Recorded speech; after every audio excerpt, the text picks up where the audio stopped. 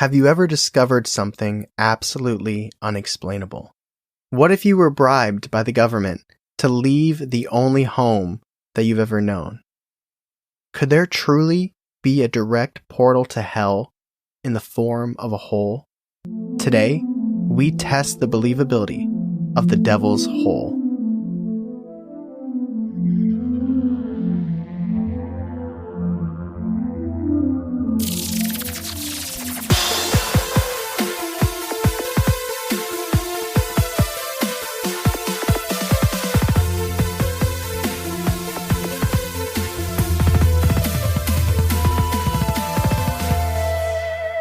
Welcome to Believing the Bizarre, Where we dive into the unknown and the unusual. and tell you whether or not we find it believable. That is right. This is not about the devil's butt. Let me just say that up front. It made me think of not Ricky Bobby, that's Talladega Nights. Bobby Mackey's. The portal to hell? Yeah. Is a well, or a portal to hell? I believe is word for word. I think what that's you right, said. yeah. I just wanted to reaffirm, because it's like the devil's hole. It leaves some interpretation. Yeah, there's room for being gross. Yeah, and if you don't like that, if you don't like that phrasing, if you don't like that terminology, which we'll get into why it is what it is, but you can also call it Mel's hole, because Mel's the person, I don't want to say that discovered it, but this is their story. This is the story of Mel. It's really more about Mel than the hole, in my opinion. All right, I'm very interested in hearing about Mel. Oh, I just want to say this up now because I need to get it out in the world because I try and watch videos on words and stuff. Monastash. It takes place in Washington, specifically near state? Monastash Ridge. Yeah. Oh, really? We're a Pacific Northwest territory. Yeah. And I also looked this up. It's about 2 hours east of Seattle. So okay. I figured inland, at right? some point, I feel like you were going to be like, Where is it? Where is it in Probably. Washington? Because I feel like that happens every time. I'm like, it's like by Idaho and it's west of Ohio. But I'm not there yet where I can tell you how many miles. I feel like people either live in how many miles is it from Seattle or how many hours. We've talked about it before, but yeah. We use hours here in Ohio. Different places use time. In a year, miles. maybe I'll be telling you miles. Right now, I do some miles calculations later, just to get you math nerds a little excited. I also want to say this, just because this takes place in Washington. The coolest music venue that I've ever been to was actually in Washington, the Gorge. Yeah. And that is true until I make it to Red Rocks. That will surpass the Gorge. But until then, it is what it is. So I want to say this up front. One, my main source of this content that I'm going to be reporting on is from a website called Mysterious Universe. They did a really good job reporting on the Devil's Hole. And two, the majority of the story was also told on a radio show called Coast to Coast AM. Oh, I love Coast to Coast. Yeah, so that's for the people that don't know, it's late night talk radio. Yep. Been around since the 80s. They normally talk about paranormal stuff, conspiracies. And it was founded by Art Bell. Yep. So just to get those two things out there, that's I'm putting my bibliography up front. Or we're excited for you MLA people out there. So, with all of that out of the way, are you ready to begin the Devil's Hole? So, again, this takes place in Monastash Ridge, Washington. Nailed it. Dude, I'm going to tell you right now, you nailed it. I'm confident. I wrote it out phonetically. Good. I wrote mod dash nash dash dash. Good. My nash dash. I would have said Manastash, honestly, being transparent. If I would have just looked at it, and I'm like, I'm going to confidently read this. Manastash. But it's Monastash, apparently. Unless the one YouTube video I watched is wrong. Don't come at me. And this takes place in the early 1990s, a.k.a. when I was born. When you were born. Very little. Very, very young. And it involves a man named Mel Waters. You asked me off air if I've ever heard of this. I have no idea what this is about. So I'm really excited. I'm glad you said that, because now I know. I love learning these stories, so I'm really excited too. So, Mel owns property near Monastash Ridge, which is also near the Yakurum firing range and the Hanford Nuclear Reservation. No idea what that reservation is or means. Maybe they adopt orphan nuclear bombs. Or little when they get dropped. pieces of plutonium. Yeah. It grows up to be like a little nuke. Yeah, little nuke. Yeah. Little nuke, yeah. I don't know. But the majority of his home and property were not that special. It's just, living out in Washington, got the Pacific Ocean right there, and other stuff on the other side of you, Washington life. There was one unique thing on his property, a hole. Okay. Yes, but not like a 6-foot grave or a snake hole or a gopher hole or a golf hole or any other holes you can think of. This was a very special hole. And while the exact location hasn't been identified, it's believed that this hole is located in a densely forested area on his property. And at this point of the story, it doesn't have a name or anything, a moniker or anything like that. It was just, to them, it was kind of considered this bottomless well. And why was this the case? Because humans are trash. And what do I mean by that? I mean, we are trash because we don't know what to do with our trash. They, like Mel, neighbors, people in the area, they treated this hole like a never-ending garbage can. Oh, so they just kept putting their weekly trash into this hole. Every time. Everything. Like they thought it was like your computer's recycling bin. Or like the garbage can in The Sims and that's on the street that just is always never ending. Mm-hmm. Like, I bet this town sucked for the waste management company. Imagine they're trying to start a business and all these people keep canceling. Like, I don't need waste management. I got the bottomless hole. Or that's where they dumped it into. That's true. That's probably what the waste management did. They're like, oh, we don't need an offloading area. We just got this hole. There. Here's our garbage hole. Here's our recycling hole. Okay, joking aside, everyone really did treat it like a unofficial dumping ground from traditional. And Mel was cool with that. Yeah. Okay. Well, in his mind, it just never ended. Okay. And it was like you were saying, weekly traditional garbage bags, even broken appliances, televisions, oh, really? refrigerators, tires. This is 9 feet in diameter. So it's not like a tiny hole. So you could fit a fridge. Imagine hey, buddy, can you help me bring my fridge to the hole on Mel's property in the densely forested area? I really don't need it anymore. Huh. And they just threw it in there. Dumped it in. Yeah. All right. Also, people apparently didn't even want to bury their pets.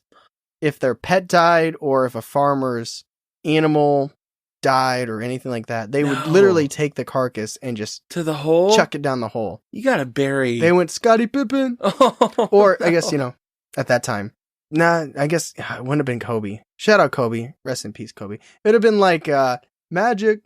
Yeah, that's right. It kind of was Magic, actually. Yeah. That would have actually been very appropriate if they would have shot it in there and said Magic, and then it was gone. Right. Talk about out of sight, out of mind. So what exactly does this hole look like? I already kind of touched on it a little bit. It's about 9 feet in diameter and for about 15 feet down. I'll be honest, I'm not great at visualizing depth when it comes to distance. I'm just not good at that. But reportedly about 15 feet down was lined with brick. Oh, really? So you're looking down this hole and 15 feet, the inner siding of it was brick. And then after about 15 feet, it was just dirt, whatever earthiness the hole would be. Why was it brick for 15? I'm sure you'll tell me, but they I'm probably super ran out interested. No, there's no answer to that. Really? Maybe they ran out. Oh, I know why, because it's a gateway to hell. They dropped the rest down there like, oh, well, do you want to get it? No. Do you want to get it? No. Do you want to get it? No. That's crazy. That's bricked up. That's nuts. Yeah. Maybe it's red brick. Ooh. I would imagine. The devil, red. Oh, okay. Yeah. So on to the story with Mel. So Mel bought this property back in 1993 and immediately found and noticed the hole. He claimed that it gave him kind of weird feelings and he felt oddly drawn to the hole. But for the most part, he used it the same way as everyone else. Just a big old natural dumpster. He had weird intrusive thoughts jump down the hole. Yeah, jump down here, Mel. The water's fine. And he's like, that's weird. Maybe sometimes he would just walk outside, look at the stars, and be like, I wonder what the hole's thinking about. Is the hole thinking about me? Or maybe it's just during his everyday life, he would just naturally be like, oh yeah, there's that hole that just never ends. He's looking at the moon, just me and the hole are both looking at the same moon right now. It's kind of romantic. So, but as it's always on his mind and as he's thinking about it, he started feeling like it's pretty strange that after all these years and all this shit and garbage and dead animals and fridges and tires, you're not seeing any of it build up. You know what I mean? Yeah. Like maybe for the first year, you're like, oh yeah, out of sight, out of mind. But you'd think after years, you would start seeing some stuff on top, or at least hearing like the clutter as it rearranges and falls. You know, something like that. So in his words, he said, quote, well, so we've been here several years and we just take all of our trash rubbish there. Anything we have to get rid of, we take it, throw it in the hole there. Everyone's throwing their stuff in the hole. The people from around there throw all the stuff in the hole. I mean, it's been going on for a long time. Well, I got to thinking one day, how come this hole's not filling up? It must be an awfully deep hole, unquote. And if you're wondering, like, ooh, who'd he talk to? Where'd this come from? Remember what I mentioned at the beginning. He had a long interview and multiple of them on Coast to Coast AM. Yeah, okay. So my sourcing is taking from that sourcing. So it's a bottomless hole, right? Yeah. Pretty amazing. Yeah. Pretty amazing. So fast forward 3 years to the summer of 1996. Oh, okay. And Mel, the ever curious Mel, was like, I'm going to try an experiment of my own. I'm going to find out exactly how deep this hole really is. So just out of curiosity, what would you do to try and find out how deep the hole is? Well, I would wait till it was dark, and I would... Well, let me finish. Okay. just enough so I can't see. And I would snap a glow stick and throw it down the hole. Ah, okay. That's what I would do first. That's not a bad idea. Thank you. That's not... You know what? When you lost me for a minute, like it's the opposite. Instead of you had me in the first half, it's the... Oh, you caught me at the end. Gotcha. Because at first I'm like, what? Okay. So Mel considered himself a pretty good angler in fishing terms. So he had a ton of fishing line at his disposal. So he rigged the line so it was at the center of the hole, and he attached that to what he described as a triangular 1 pound standard lead fish weight. Sure. Just to give it that little oomph it needs, that good sinker. And all that attached to a very long spool of fishing line, and he started lowering it and lowering and lowering it. And to his surprise, he never reached the bottom. He attached spool after spool going through every inch that he had. He even decided to tie a roll of lifesavers to the fishing line to see if maybe, just maybe his fishing line was hitting water. And without enough weight on there, it was just hitting the water, kind of laying on top. And he wasn't feeling that though. Okay. Like maybe, you know what I mean? Like it felt like it was just going, but really he was just releasing a bunch of slack. Gotcha. But when he would bring the fishing line back up and the roll of lifesavers back up, they were both completely dry. After about an hour and a half of winding. Hopefully he has some good podcasts in 1996 or a good album. I don't know what... Actually, I know there's a Dave Matthews album that came out in 96, but it's called Crash. But anyway, I was also thinking that, wouldn't also the line be wet? Maybe it's so thin you can't tell. Probably that. Dries are really fast. So he left empty-handed. He had his fishing line. And his fishing line. But he left empty-handed in terms of the knowledge of knowing how far this hole really went down. So at this point, Mel is becoming even more obsessed with figuring out the mystery of this hole. Because remember, it's not just something he forgot, or it wasn't his weekly trash duty. Like, he felt a connection to this hole. You know what I mean? It wasn't a one-time Tuesdays magic. Kobe's close to coming in. I think he's in late 90s. I don't think he's there in 96. I have no clue. Okay. I'm just trying to draw that connection. So he's curious. He wants to figure out what to do. He goes through rolls and rolls of fishing line. Like he keeps going back and keeps adding to it, trying to go longer and further, just absolutely determined to find out how deep this is. Oh, that's what she said. He comes to the conclusion that this hole was more than 80,000 feet deep. Wow. And just for reference, from my very talented Google search, the longest reported hole I found is in Russia, and it's 40,000 feet. So this is more than double what was considered the deepest man-made hole on Earth in Russia. So as shocking as that revelation was for Mel, this was only the beginning. So one thing he tried to do was yell in the hole. This might have been something I would have done before the fishing line, but it's kind of like, when you scream and you hear the echo and see how far it goes and, anything like that, just to get something back or maybe some type of feel. Might have also been an act of desperation. You're frustrated. Maybe he just yelled because he was frustrated about the fishing line. But one thing that was very strange is that there was no echo. What? It was like absolutely muffled. No sound, no echo at all.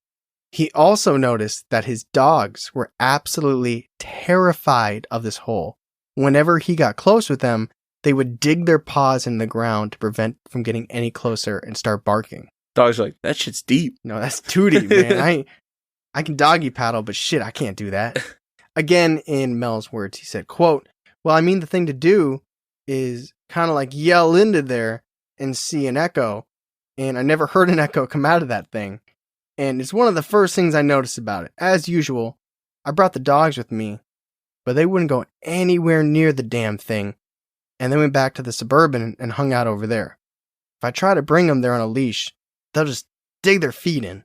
They don't want to go anywhere near that hole. Unquote. So, we got echoes. We have this strong obsession for Mel pulling him into this hole, his curiosity. Yeah. We have a deep hole. Figuratively and yeah. Well, I guess right now it's only figuratively. Yeah. And we have this deep hole. Over 80,000 feet, potentially. We have dogs, terrified dogs. Judged by Mel. Judged by Mel. Maybe he's as bad at judging as I am. Yeah. And as if that wasn't enough, things get way crazier. What? Dude, okay, you said what? Like you're a little surprised. Wouldn't you be a little disappointed if the episode stopped right now? I have no idea what's going on with this hole. So I don't know what. Okay, you'd be a little disappointed if that was if this is the end. It's this big hole with no echo and they throw garbage in it. Perhaps if that was the conclusion. You'd off the air. See, he's being nice right now. Off the air, I'd be like, Tyler, that's what you brought to the table. Okay. Remember how I said that one of the common things that were thrown down in the hole was dead pets and carcasses? Yeah, I remember that. Well, one guy that Mel knew, his dog died. Oh, that's sad. And he felt sad about it. But he did what everyone else did. And he chucked that dog. Not sad enough. Down the hole. And he said, magic. To his absolute shock, his dog returned from the dead. We are talking Pet Cemetery. Oh, no. Oh, no. This man was a hunter, and while he was out and about hunting, he saw his old dog. It literally looked like the same dog. It had the same exact collar that he remembered leaving on it. It was literally his dog. What happened? So let's go to Mel's words. Oh, my God. Quote, one guy claims he threw his departed canine down into the hole, and the guy that did it swears the dog actually came back to him. He was a hunter, and he was out hunting, and he saw the same dog. He had the same collar. He had the same little metal thing on his collar there, and he said it was the same dog. And he says he knew that that was the dog that he threw into the hole, unquote. So apparently, this report about the resurrected dog had such a strong effect on Mel, and he believed it so intensely that he changed it in his will in the 90s that when Mel dies, he wants to be thrown into the hole. I don't know if that's still true to this day. Maybe he's changed it since mid-90s, but at that time, he was like, well, shit. Pet Cemetery. He must not have read the book. I don't think the movie was out. Well, the movie might have been. What's like the famous quote from Pet Cemetery? Like, don't bury in there. They changed there, or something like that. Oh, I don't know. You know what I'm talking about? I know love you're the accent. talking about. I love that accent.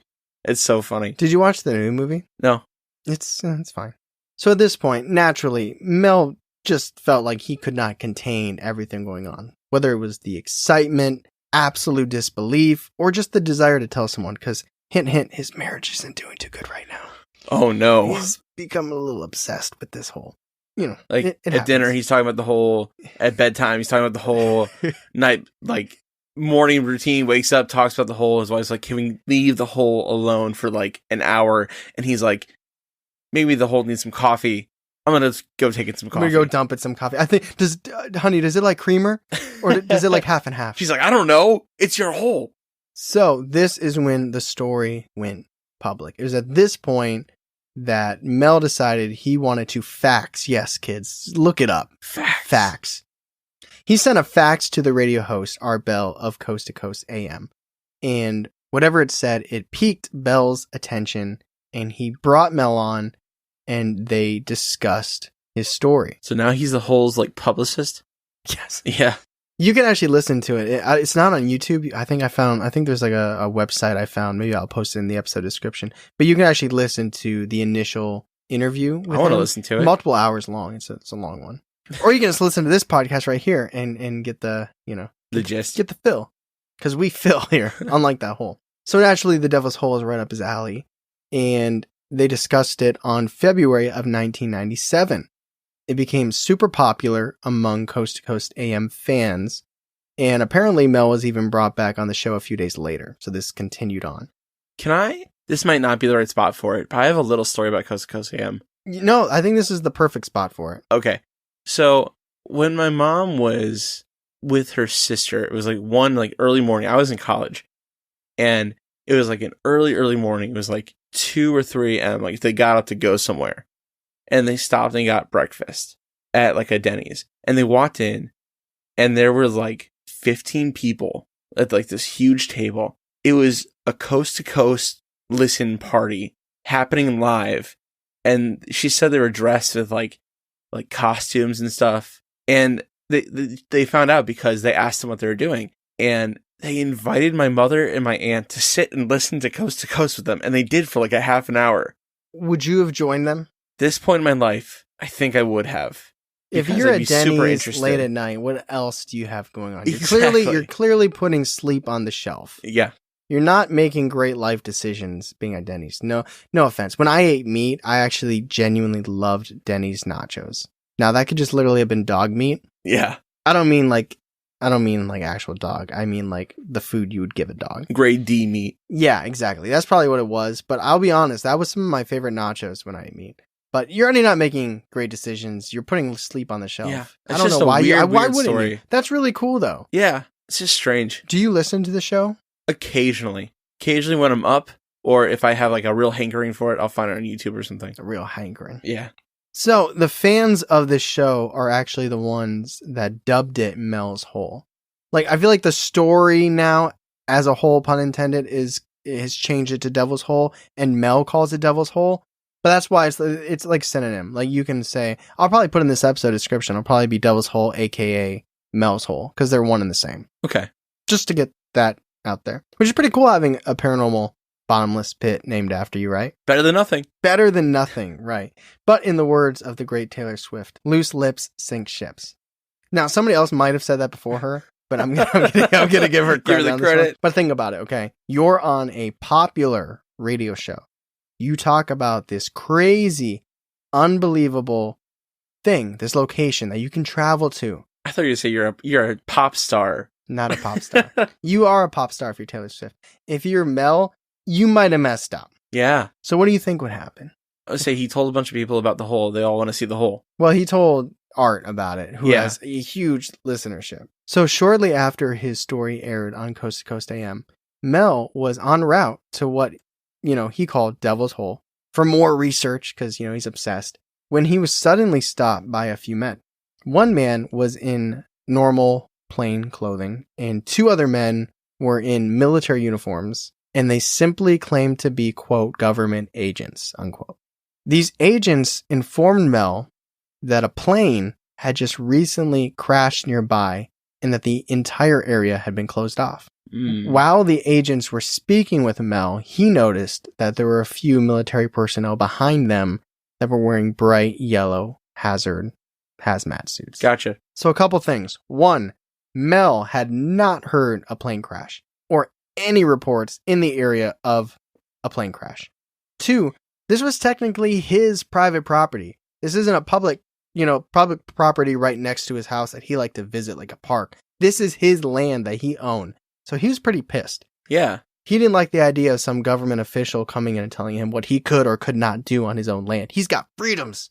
Still, the agents persisted that no one but military personnel would be allowed into the restricted area at this time. And again, Mel angrily told the agents that it was his property and he demanded that they let him pass through. And this final plea was met with a chilling, matter-of-fact threat by the agent. The agent told Mel that if Mel didn't follow their orders and turn around immediately, they would falsely accuse him of concealing a meth lab in his home and arrest him by any means necessary, assuming that they would literally manufacture a meth lab at his home to blackmail him. Wow. I guess it's not technically blackmail, but to accuse him. Falsify evidence. Falsify evidence, yeah. So, it's pretty intense. Yeah. So after this exchange between Mel and the agents leaked, the military officers at the nearby base, remember the Yakima? I looked up the other thing, right? Yes. I'm going to look up one per. You get one. But this training center, they completely dismissed this incident. They were like, hey, no. We're not hiding a plane crash. We're not hiding an 80,000 foot pit. We're just here for training. We're trying to train, and that's it. So they completely... Schmel. Yeah, exactly. That was probably what they said. They blew it off. Of course, this type of government interference could have come from something higher ranked than that training base. That could be. Or they were hiding it for them, or maybe they were just kept in the dark about it. So there's multiple angles here at play. So these sightings of military agents on his property became more and more frequent. Clearly, despite getting his story, quote, out there and the flame he was getting from Coast to Coast AM, the military were intent on keeping Mel far away from the Devil's Hole. It got to the point that the agents bribed Mel. They're like, we got to take care of this dude. He's got too much fishing line, too much time on his hands. Clearly he's not paying attention to his wife. He is a problem. And they made him the following offer. If Mel agreed to lease his land and his property to the government, they would pay him $250,000 in the 90s. Oh. Which is like maybe like 400,000. I don't know, it's a lot. No, it's more. However, there was a catch. Mel had to leave. Not just leave his land, not just leave the city, not just leave the state of Washington. He had to leave the country immediately. The country? Immediately. Did they say where he had to go? No, just out of the country. Mm. So it was an offer that Mel could not refuse, and he's like, Deuces. So he was like, okay, there's a lot of money. Yeah. My marriage has gone to shit. There's not much left here for me. It's just a hole. There's a lot of money. And I love wombats. So what he did is he actually took the money. He got on a plane. He went to Australia. And he started a wombat rescue operation for a couple of years. I'm really into that. That's awesome. That's great. Isn't that pretty sweet? That's cool. Now, what if this was the end of the story? It'd be a nicer ending. Yeah, nice ending, right? Yeah. Not where the story ends. Okay. So while he enjoyed his time in Australia, and he did feel very passionately about what he was doing. Like that's, aside from all the whole stuff, that whole crazy stuff, he really did like what he was doing. He liked Australia, and he was raking in the money. Really? I think it doesn't say exactly how it was. It wasn't, I don't think he was just given $250,000. I think it was like, we're going to give you like a weekly or monthly allowance. Like a stipend or something. Exactly. But he was thinking about he was thinking about maybe the hunting guy. Oh, can I ask a question really quick? Yeah. Did he ever meet Steve Irwin or something? Steve Irwin? Yeah, because he's from Australia. You think, dude, there's and so many people. Wombat. I don't know. Maybe. He might have. You know what? Because of his operation, he might have. Yeah, that's what I was thinking. Yeah, he might have. All right. Like, I'm crazy. There's like, oh, that guy's Australian, and he's in Australia. He worked with animals. It's closer now. See, you keep catching me at the end. I'm gonna back off now. All right. It's like you throw me off in the first half with this darkness and this. Hey, look, they're both from Australia. I'm good at that. You let my guard down, and then you come in with the 1-2. But anyways, what I'm trying to say is he got homesick. All right. He's like, I miss Washington. I miss my dogs. I miss the rain. I miss Seattle being 2 hours west of me. I miss the Monastash Ridge. So obviously this was in violation of his contract with the government agents. So as you can imagine, this did not work out well for Mel. Okay, what happened? So first of all, almost as soon as he landed, he noticed that his pay was completely cut off. It was done. Oh, wow. No more payments, donezo. And he started to get the feeling now that it wasn't a pay him and forget about it. Like, okay, like wipe your hands clean solution. We're all good. He started feeling like, okay, they must have eyes on me. Yeah, definitely. He must be being watched. If literally as soon as he landed, it was like no more money.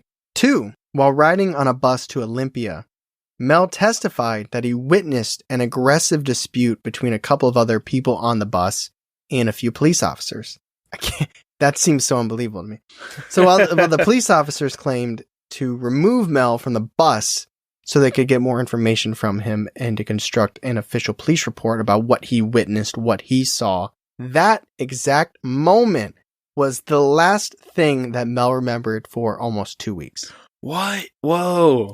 The next thing that Mel remembered was stumbling around San Francisco 13 days later. He had no clue what happened the past 2 weeks, nor how he got to San Francisco. Whoa. But once he started coming to, once he started realizing where he was at and moving around, collecting his bearings, he noticed that his entire body was sore, like he had been beaten viciously. Also, he noticed that his rear molars had been removed during his blackout, and there were IV marks on his arms. Oh, like not his wisdom teeth, his rear molars. Yes, yeah. Okay. The back ones. So this made him believe, obviously, that he was intentionally subdued, and he didn't know whether he'd been drugged or if the police officers he was talking to were actually the government agents in disguise, or if they ratted on him, if he'd been wanted. He doesn't know. He still doesn't know to this day. All he knows is he got messed up, and he has no idea what happened during that time. Either way, he was on edge and completely terrified. He ended up calling his nephew, who wired him enough money to get back to his original property back at Manassas Ridge. So upon his arrival at his property, Mel was served with legal documents by the government agents in black suits with black sunglasses. These documents stated that his ownership of the land was in question due to, quote, modifications, unquote, that had been made while he was gone, when the government was in control of his land. What? So they said, this isn't your land because we made modifications. Yeah, it's messed up. Yeah. It's messed up and very Men in Black like. Yes. You know, little things there. A few days after he got back, one of Mel's neighbors saw him outside and approached him. Probably like, hey, I'm still throwing shit in your hole. Sounds like an insult, but he was doing that. But they told Mel that they saw large black vans outside Mel's house while he was away in Australia. And in addition to those black vans, men in suits were often searching and tearing things apart around the area. Wow. Searching. Looking. So Mel thanked his neighbor for telling him what had been going on, and obviously his intense suspicion grew. He believed that the original agents, the agents searching his property, and these mysterious black vans and his blackout were all connected, even if he couldn't prove it. And to make matters worse, and keep in mind, something was in his mouth. He got his molars taken out. He was very shortly after diagnosed with cancer of the esophagus. What? Yeah, so that's your throat for, not the windpipe, the food pipe, as I like to say. So elegant. Thank you. So feeling lost, down, and pretty desperate, Mel decided to reach out to the only person and the only people that he thought would listen and care. Art Bell and Coast to Coast AM. Yeah. He hit him up again, hopefully by telephone this time. Fax is so, 1990s. I believe this is 2000 now. We're in that decade. Okay. A day later, his house was over. Just kidding. I wrote that in your edit. That's a good joke. So while his life was spiraling down, Mel was looking for a new purpose, and he decided that he found his calling. He took it upon himself to research and discover other mysterious holes around the world. And believe it or not, he actually found a second hole that was similar in size and notoriety as the Devil's Hole. It doesn't have a cool name, though. It's just kind of like the second hole. Okay. Or the Nevada Hole. Because, hint, he traveled to Nevada. Right. And this one was apparently on public land. Okay. Yeah. But unlike the intimidating agents around this hole, Mel made friends with the local Basque people in the area, along with some of the Native American I tribes. was going to say the local skinwalkers. And they're like, it's totally fine. Just jump in, man. It's all good. That we already jumped in, so why don't you jump in? Yeah. It's your turn. But they took him to the hole. They're like, oh, do you want to see our hole? It's like 9 feet in diameter. It's pretty cool. Want to come check it out? Do you have any garbage with you? Any receipts you don't need? Did this one have brick too? It was a little different. Okay. It was a little different. Instead of the bricks, it had what they called a solid metallic collar sticking out, kind of like a metal outlining. Okay. So it was more metallic than brick. Mm. It's like it like upgraded, you know what I mean? Like it got to a certain stage in life or like Everything's in a chrome game. in the future. Yeah, exactly. So he discerned that this metal collar was definitely man-made. Mm-hmm. You know, because the eye test, and he said it rose about 2 feet above the hole, and similar to the lack of echoes that he heard with the Devil's Hole, he accidentally found himself in another sound test with this new Nevada hole. But instead of screaming or yelling into it looking for an echo, he accidentally dropped an entire toolbox on the metal collar of this hole.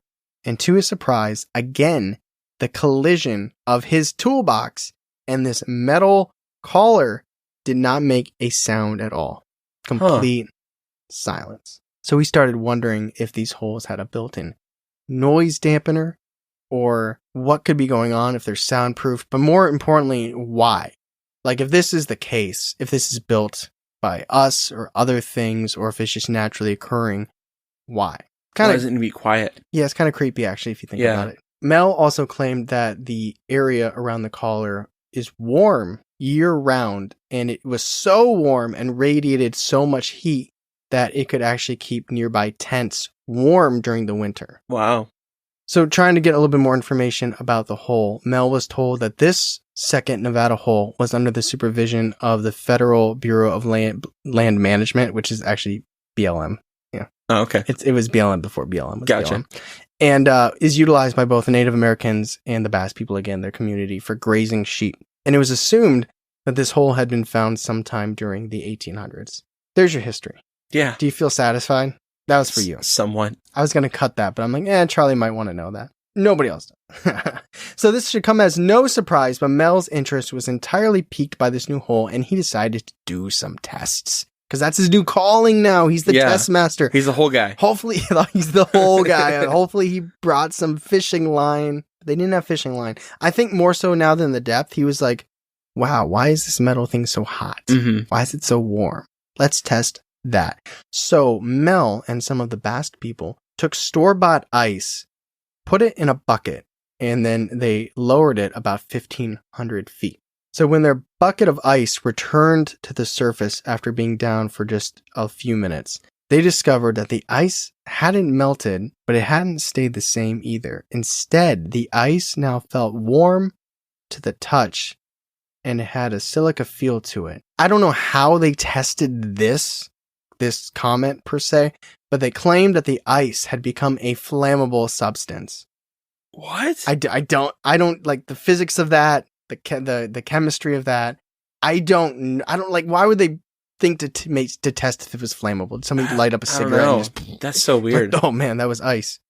That's bad ice. That's right there. insane. So no one could explain this chemical change in the ice, but one of the men brought the ice home and he filled his wood stove with it.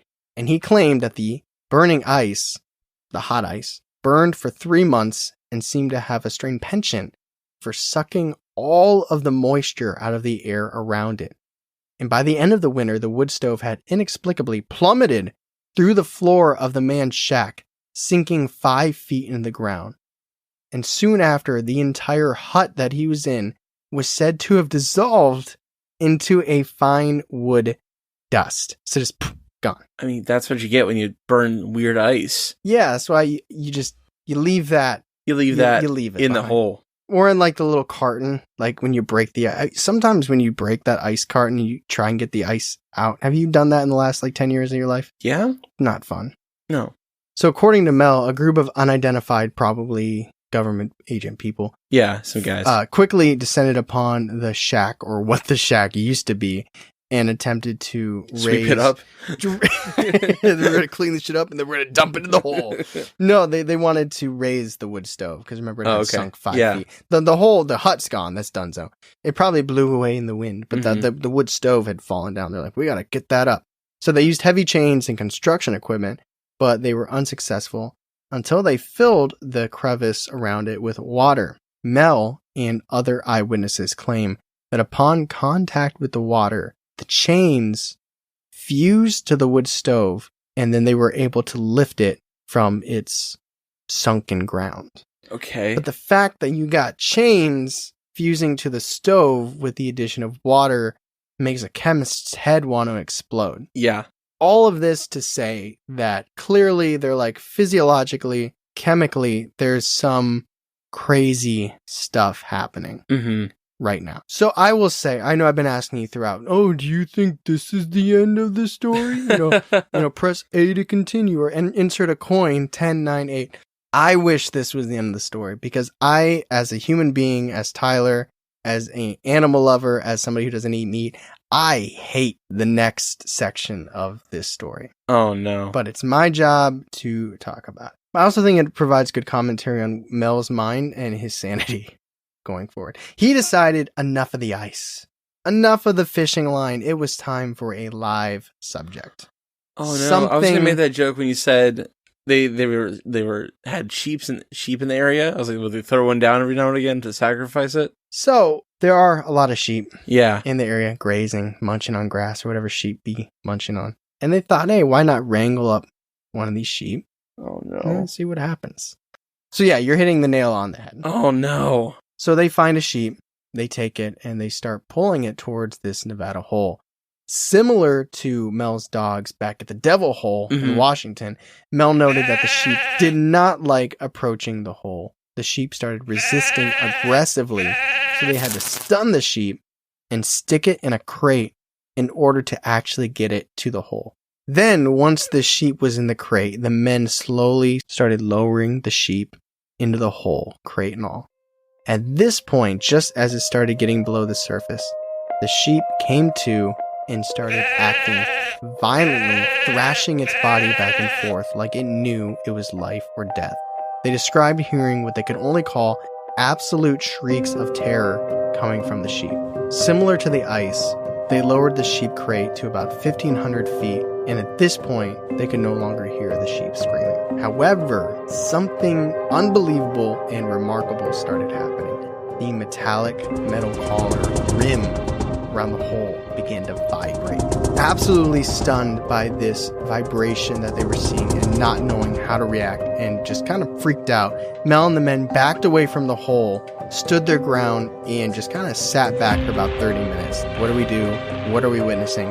What is happening? What do we do? What is going on? So after about 30 minutes or so, they crept back and they started pulling the sheep and the crate back up. It was clear as soon as the crate reached the surface that the sheep was dead. This, of course, was not a good enough or a clear enough answer for Mel. Didn't answer any of his questions, so he decided to perform an immediate autopsy on the sheep and cut it open. The men discovered that the sheep looked like it had been cooked from the inside.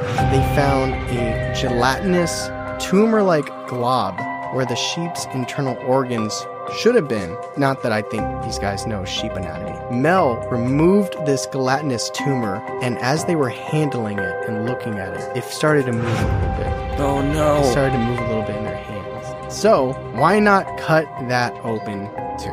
So they sliced open the gelatinous tumor-like substance that they pulled from the sheep where its internal organs should have been, and what they saw could only be described by Mel as what looked like a seal fetus with an umbilical cord and everything. And to make what's happening even more crazy and strange and terrifying, all the men agreed that this seal-like fetus creature in his hand had haunting human-like eyes. So the men stared at shock, switching their focus from the dead sheep, cut open, cooked from the inside out, from this unknown hole, and this seal fetus-like creature with human eyes in their hands. Stunned, don't know what to do. Mel said they just stood in silence for hours, until Mel claims this seal-like fetus did a small, nodding motion of its head, and then dove back in the hole. Oh, I was going to say, it went yeet. So freaked out, the guys jumped up, took the sheep carcass, tossed it back in the hole, and they left. Oh, God. But Mel did go on to say that this whole sheep, seal, fetus-like experience, while it was frightening in the moment, and obviously they felt shocked because it was completely unexplainable, he said he actually felt a level of compassion coming from this seal fetus-like thing. Okay. Yes. And also, he credits this encounter with this entity thing inside the sheep as the answer to why his esophagus cancer completely vanished. It was gone. That's good. It is good. It's strange. But the cancer disappearing somehow wasn't the strangest thing that occurred after this experience. Mel and other locals in the area began noticing a new species of bright-colored birds that seemed to be making their home around this Nevada hole. Now, I'm not a bird expert, and so if somebody out there listens to my description and you're like, oh, it's just the so-and-so bird, let me know. Let them know. Let Mel know. But to them, they're like, this is really, really strange. They described it as being a bright red bird with a blue beak. And the locals called them sunbirds. Okay. And Mel came to the conclusion that it was almost like a live sacrifice, right? Mm-hmm. Like they put, it feels very Temple of Doom to me, Indiana Jones. They actually, when it wasn't, I don't think their intention, I don't think was to kill. I think they just want to see what would happen. Yeah. They probably knew in the back of their mind it would die. But so they put this sheep down there, this metal vibrates, this seal-like thing comes out. I think they're thinking they awoke something. And it's like they almost like opening the portal. Yeah. And in Mel's mind, a consequence of that is this new species came out of the hole. He truly believed that these red bird with blue beaks emerged from the hole. But we know that Mel is a man of science. We know that Mel likes to do tests and experiments. So what better way to experiment on this bird than find it, shoot it, and cut it open? I couldn't think of anything more humane. So primal. So, plan, shoot the bird down, inspect it. Unsuccessful. Okay. Not unsuccessful because he couldn't shoot the bird, because he actually hit the bird twice. Okay. It was unsuccessful because apparently the bird was impervious to his bullets. You got a Superman bird over here? Yep. He shot the bird twice. It kept flying. He went over to where he shot it, and he found 2 crumpled bullets sitting where the bird had flown over. The bird said, what? Yeah, come at me, bro. Is that all you got? I got a blue beak, man. Finally, he described that this Nevada hole occasionally emitted a black beam of light. What? In his words, quote, this is a contradiction, but a black beam of light, okay, comes from the hole. It lasts a very short time, but it just goes directly up in the sky. Like, if you had a flashlight, it was capable of throwing up solid black, unquote. Okay. So that is the experience that Mel has had with these holes. Pretty crazy. Wow. And 8 years later, in 2008, another person came up and decided to put their name on wax describing the original, the OG hole, the Devil's Hole from Washington. So an intertribal medicine man, Gerald Osborne, who had the moniker Red Elk, described seeing the hole in 1961 when he was a young boy with his father. He claimed it was well known to the indigenous people as well as federal authorities. He said that it was estimated to be between 24 and 28 miles deep, which I did the math, and that is about 126,000 feet to 147,000 feet. Wow. So further than Mel's original estimation of 80,000. So what is Red Elk's theory about this Devil's Hole? He believed that the pit was actually an entrance to a tunnel that was connected to Mount Rainier, which is nearby in Washington. Yeah. Which is associated with both UFOs, reptilian entities, a lot of stuff that we'll probably touch on later. He claimed that he actually saw a huge spaceship hovering over the hole, and that reptilians use the hole to transmit materials, occasionally human bodies and subjects, to their underground bases. So, that is the Devil's Hole, aka Mel's Hole, and the nameless Nevada Hole. So let's refresh on some of the theories that are around these holes, and then we will get to the discussion. Okay. So before we get into the theories, I just want to say nothing is concrete, and it's not like, oh, you can go there. Oh, you're visiting Washington, and there's a shitty band playing at the Gorge. Here's a great tourist spot. It is something that is reported by people that is not. You can't just find it. Okay. It's like, it's source. Trust me, bro. It's that. You know what I mean? I got you. There's no clear-cut evidence that this exists. I just want to be upfront about that. So, with that said, a few theories. I got 4 of them on what could be going down. And there's many more. These are just the 4 that I picked. 1, a literal cover-up. Some say that the government filled the hole when they were finished using it for whatever purpose they had. Now, obviously, this is when Mel is out in Australia. Others say that instead of filling the hole, because they couldn't fill the hole because it just never freaking ends, they erected a site or a shed or a barn, something over it. Exactly, to hide it from prying eyes. Like a big plane hangar. Yeah, like one of the air hangar, right? Yeah.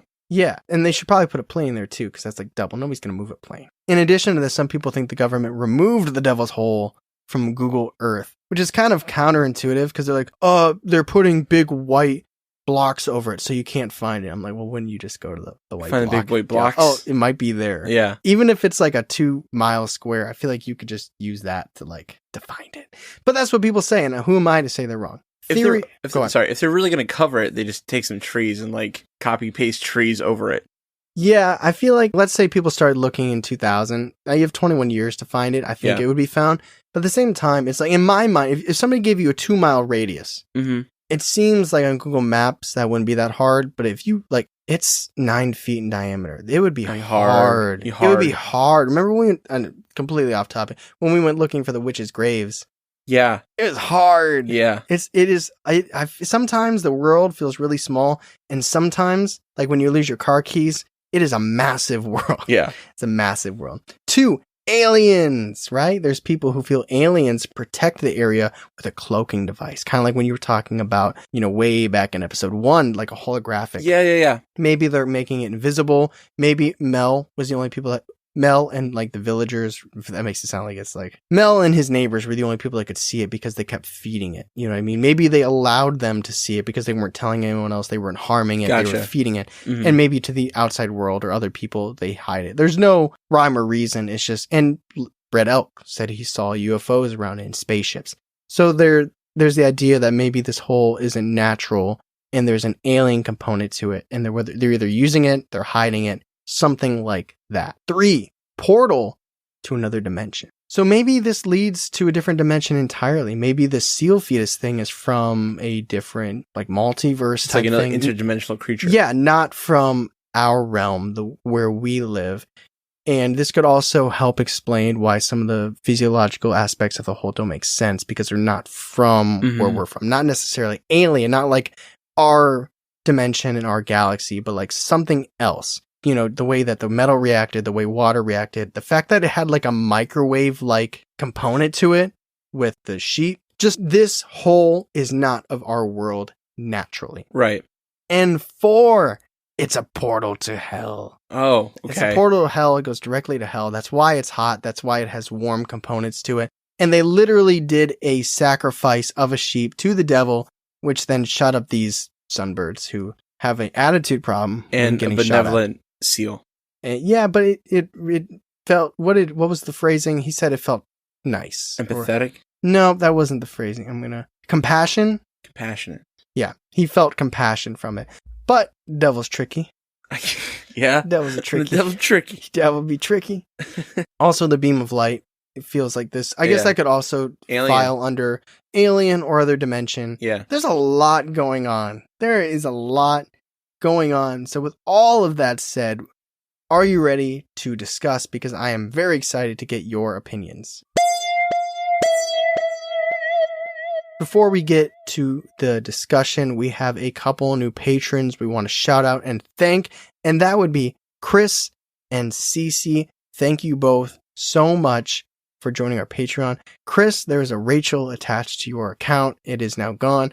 I hope she's okay. I don't know the inner workings of how your Patreon account is set up, but if Rachel's there too, we appreciate you as well. I want to thank everybody who's been joining us on Patreon, checking out our bonus content, listener submission interviews, polls about upcoming episodes, quizzes, director's cuts where we go back and listen to previous episodes, theatrical readings, tons of bonus extra content. So thank you to everybody who has been supporting the podcast. And I also want to thank the NFL for existing and starting tonight. They don't support us on Patreon. Not yet. Not yet.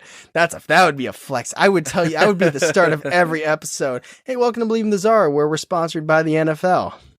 How you like that? But I'm just excited because as of the recording of this episode, that the new season is starting tonight. The Cowboys, who I don't care about, are facing Tampa Bay and Tommy Brady. Yeah, Tyler is physically excited. Yeah, the game's already been on for about 40 minutes, so that you know how dedicated I am. I'm still doing this episode. Speaking of, let's head to the discussion. So, Charlie, there is a lot happening in this story. Where are you at? What are your thoughts? Yeah, you don't say. There's a lot going on. We got 2 holes Yeah. and we got 1 guy.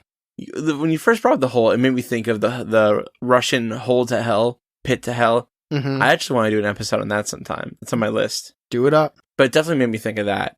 There's just so much going on. Like, we talked about the dog that was thrown in there. That has not come back up. And, like, did that dog just, like, go back to live with the guy? Did it go live in the forest?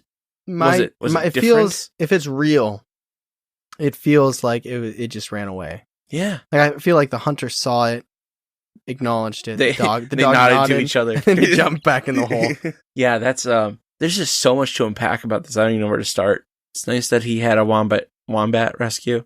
That was very nice. Oh, okay. So is his cancer that he had cancer, is that searchable?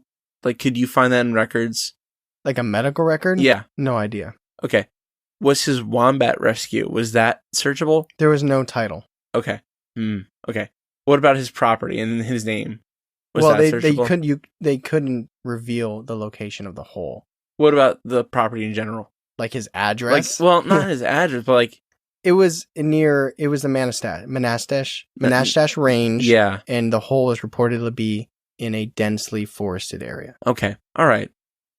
Just a lot of vague stuff. It's hearsay. It's hearsay. Yeah. It's a guy who went on Coast to Coast AM and told his story. That's what it is. It's a person telling their story on an audio platform, because audio platforms are amazing.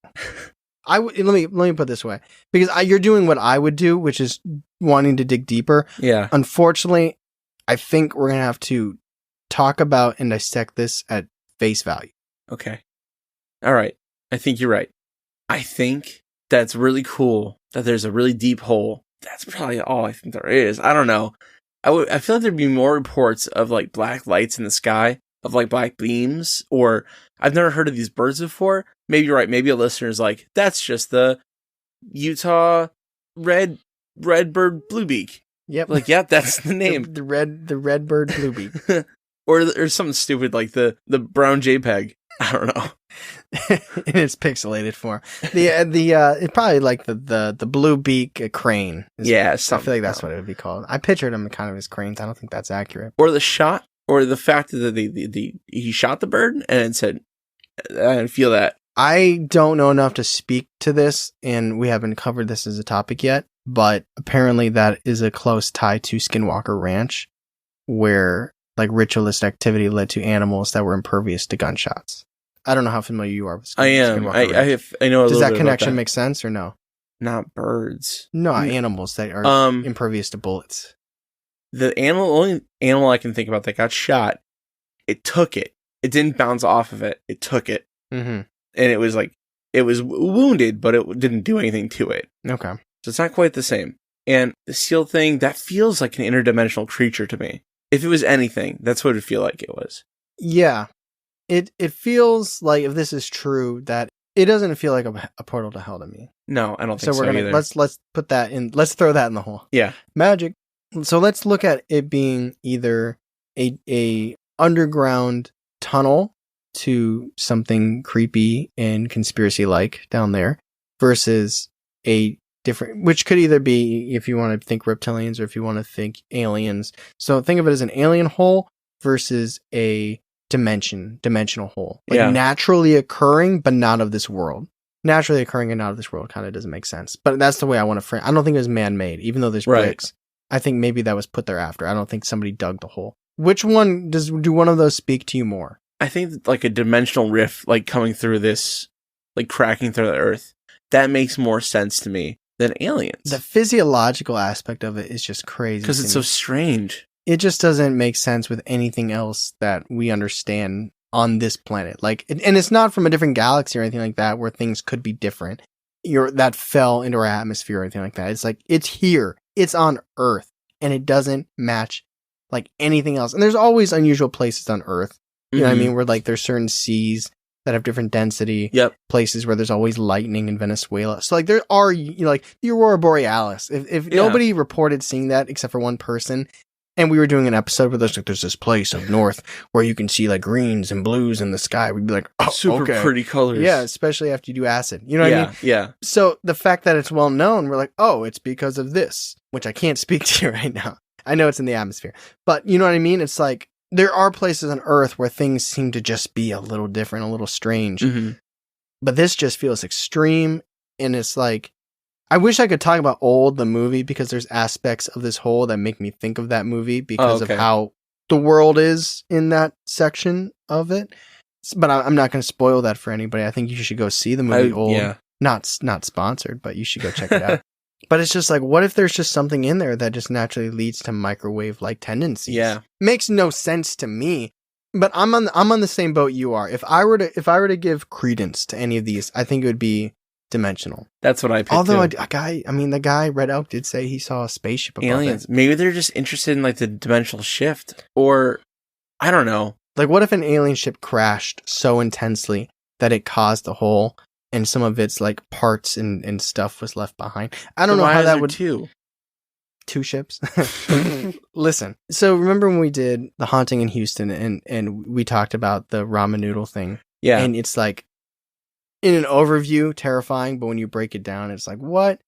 So in a breakdown of the sheep, in 30 minutes, a sheep cooked from the inside died, and its internal organs were replaced with this seal-like fetus. Mm-hmm. Was it a boy sheep or a girl sheep? It was a sheep. I don't know. Okay. It was, it went, we don't know how sheep. Yeah, that's what they said? I think so. Okay. That in 30 minutes, that's a lot. That's a bad day for that sheep. Super fast. Which I really hate. I'm covering jokes with just I hate animal cruelty and violence. Mm-hmm. How could you even explain that? Like, does that lead to interdimensional? Like, does that mean, is it like time? Time's different? Sound is different. It doesn't make the same sound. Yeah. So it's just, and it's like the metal didn't make a clank when the toolbox hit it, but clearly we understand how the physiological aspect of that metal is different than anything else because it changes when it hits water. Yeah. I don't. And the ice too. Yeah, warm ice. Yeah. And it ruined that whole like hut. It's like it became different chemical, like it was a different kind of molecular?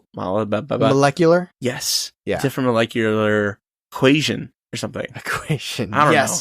It would fill up an entire chalkboard to figure it out. So us discussing it won't help us come to any more answers because I don't think there's anything to work through. There's nothing we can come up with. It's just kind of like, I think it's trying to break away barriers and understanding, like really breaking down what we think about it because so much happens in this story and it's not like a build up to one event. It's like you have to digest all of it. Yeah. So where are you at with this? And we'll keep it face value. We'll say even dimensional. Like, what is your believability scale that this hole exists, that Mel's story is real, and that these holes exist out there with these crazy characteristics? I feel like I'm being a negative Nancy because the last one I was not high either. This one I think is going to be a skeptical for me. I'm in the same exact boat. It's a great story. Yeah. It's entertaining. It's crazy. Super fun. It plays into people's conceptions about the government covering things up, being sneaky. You get a little bit of aliens, a little interdimensional, a little animal abuse. A little bit of seals. Yeah, it's just like, yeah, maybe we should both let's do this. Let's both listen to the interview sometime in our lives. And let's wait till maybe we do an episode on Mount Rainier and some of the stuff about that. Okay. I think there's certain other things that we can do episodes on and research that I think we can tie back. I think this will be an episode we reflect on in the future. I agree. But for now, sorry, Mel, we both give you a skeptical. So that is our story on the Devil's Hole, aka Mel's Hole, aka the Nameless Nevada Hole. Crazy, interesting, and fun story. Don't know if it's true. Not sure. But it's nuts. Would you want it to be true because it's unusual? Or I don't think so. It's really scary to me. I hope someone comes at us about those birds, though. That'd be really cool. Yeah. Sunbirds. Yeah, maybe we'll do an episode on sunbirds if they're real. Not that we do episodes on things that are real. The red word text box. What? Bird. The red word bird. You spelled it incorrectly, underlined red squiggly. The red squiggle bird, yeah. The squiggly for short. So thank you everybody for listening. I hope you're enjoying the show as we touch on a little bit in between the episode and the discussion. If you're interested in bonus content, would like a little bit more to listen to throughout the week, throughout the month, we do have a Patreon, tons of bonus content. We already discussed it. If you're interested, go to patreon.com/believingthebizarre. Check out our tiers. If it speaks to you, if it sounds interesting, if you're frustrated when the episode's over and you have no more new content, we both suggest checking out the Patreon. That'd be a lot of fun for you and for us. And if you did really enjoy this episode, please feel free to leave a 5-star Apple Podcast review. Maybe say something nice. You don't have to. Don't worry about it. But if you do, we will screenshot it and we will text each other and say, did you see this nice thing? It's super cool. Also, I want to say this. It wasn't on Apple. It was on Podbean, which is where we upload our episodes. Somebody did comment, "Oh man, that's great." And I appreciate you. That's yes, awesome. I appreciate you. So again, I'm just going to throw it out there into the ether. If you really liked the episode, you really like the podcast, you haven't commented yet, you haven't left a review, just leave us another, "Oh man, that's great." And we'll appreciate it and we'll keep our eyes out. But as always, thank you so much for listening. I'm Tyler. And I'm Charlie. And catch us next week on Believing the Bizarre. The podcast as bizarre as you are.